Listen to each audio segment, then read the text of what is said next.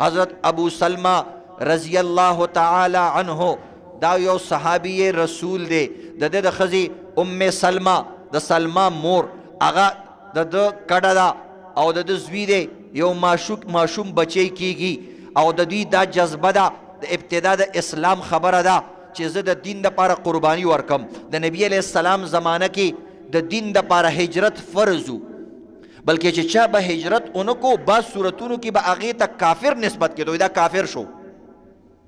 قرآن پاک کې داسې آیاتونه استعمال شوي دي د هغې دپاره، ویل دا کافران دي. هجرت فرض و. سوچو کئی منگ ډیر خی زمانہ کیو. بہرحال عزتمندو هغه هجرت وکړو، وړو کې ماشوم زوی ځان سره روان کو، خپله کډه خپله ښځې ځان سره روان کړه. کافران خبر شو. عزتمندو د اسلام دومره اجازت نو چې ته مونځ وکړی شي، ته روژه کولاوه ونیولی شي، ته د الله عبادت وکړی شي. پیغمبر پاک پخپله موجود دی، لوی لوی صحابه موجود دی، بیا هم دین دپاره دومره سختی ده. ته یو ادنا مسلمانی، ته یو کمزور مسلمانی، ته یو کمزوری عقیدی کمزوری عمل والا مسلمانی.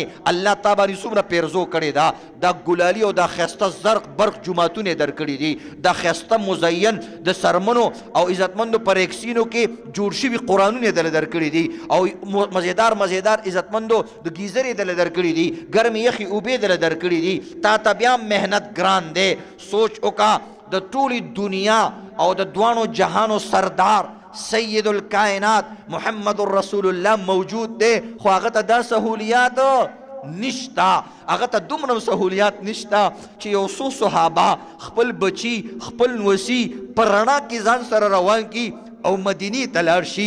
مکه خپل ژوند دی، مخپل کور دی. مدینی والا ورته استاذ خط راولېږلو چې ته موږ له راشه. دا روان شو.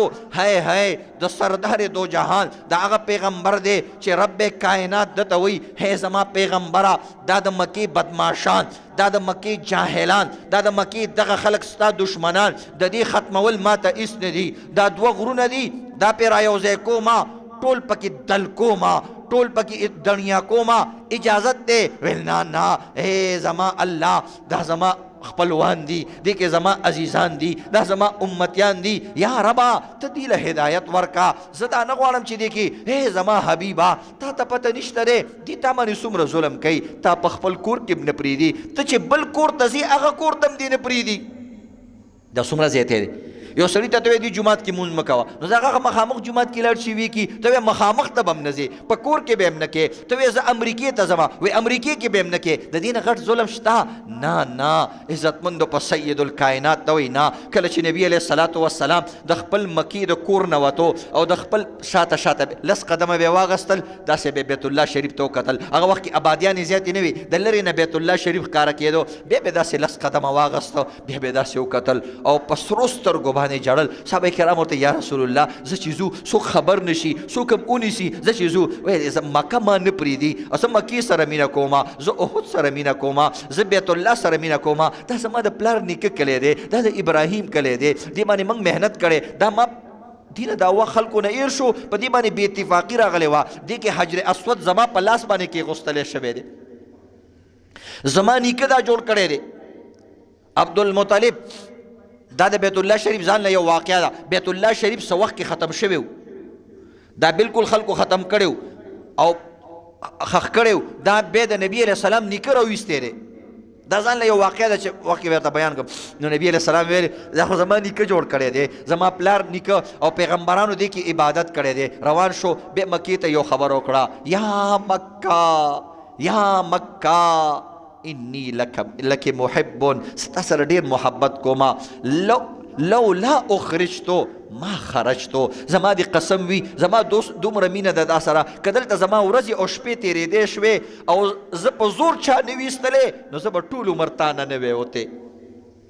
مدینه کې حالانکې د نبي اسلام ډېر استقبال شو، خو د نبي اسلام مکه ډېره خوښه وه.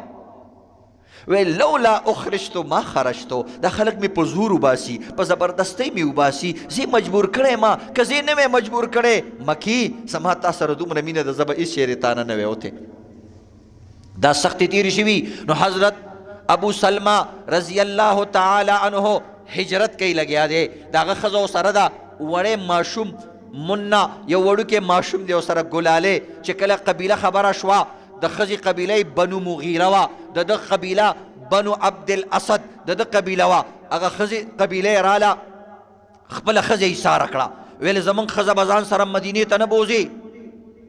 ویل ګوره زما خزه ده، ما ته واده شوې ده، نکاح شوې ده، زه به بغیر د ښځې نه، زما ښځه به بغیر زما نه څنګه وخت تېروي؟ ما ښځه ما سره پرېږدئ چې موږ د الله عبادت وکړو. ویل نه موږ د بوتانو عبادت کوو. که د بوتانو عبادت کې ایثار شاه تا ته ویلکم وایو، ته ازادۍ سره اوسېږه، خو که د یو الله عبادت کې نو دلته تا دپاره ځای نشته. خلک وایي کافرانو څه کړي دي؟ راشه کافرانو دغه کړي دي، زموږ په سردار دو جهان باندې داسې کړي دي، زموږ په صحابو باندې داسې کړي دي. ښځه تې هغوی ایثار کړه. کله چې د خاوند قبیله خبره شوه چې ښځې تې ایثار کړه، هغوی رال بنو عبد الاسد، هغوی هغه ماشوم راښکو. ویل دا ماشوم خو زموږ د سړي زوی دی، دا تاسو ځان سره نشئ ایثارولی، دا به موږ ایثارو. ماشوم یې داسې راښکو او هغوی هم راښکو. په دې کې د هغه لاس ووتلو. هغه راوي د حدیث وایي قسم دی وایي په ټول عمر کې د دې د ماشوم دا لاس بیا همدقه شان کوک پاتې شوی دی، بیا چېرته نه دی صحیح شوی. داسې قربانیانې خلکو د دین دپاره تیر کړي. نن موږ نیمه ګینټه مخکې جومات ته نشو راتلی، د مونځ نه عزتمندو ټول ګس طرف ته ودرېږي، صف نشو سیده کولی. دا ولې عزتمندو د دین قدر نشته. موږ ته پته نشته چې په دین باندې څومره الله خوشحالیږي. موږ ته پته نشته چې په دین باندې خلکو څومره قربانیانې ورکړي دي. سوچ کوئ عزتمندو، ښځه یو طرف ته، بچې بل طرف ته، خاوند بل طرف ته، دا به څنګه زندگی وي؟ هی وړوکی ماشوم مور ته م یادېږي، مور لی نه ورکوي. پلار ته یادېږي، پلار په بل ملک کې، زوی په بل ځای کې، ښځه په بل ځای کې. داسې سختې تېرې شوي دي، داسې وینې توی شوي دي، نو بیا د اسلام دا بوټی زرغون شوی دی. نن هغه بوټی چې صحابه کرام د وینو په ندیانو کې او د وینو عزتمندو په سمندرونو په اوبو کې دا غټ کړی او ښایسته کړی و، نن هغه عزتمندو د اسلام بوټی او دا ګلاب ونه عزتمندو موږ په خپلو خولو باندې چې کوم دی زنده نشو ساتلی. دومره کمزوري شو، خپله خوله مو له نشو ورکولی. خوله یو مردار شی دی.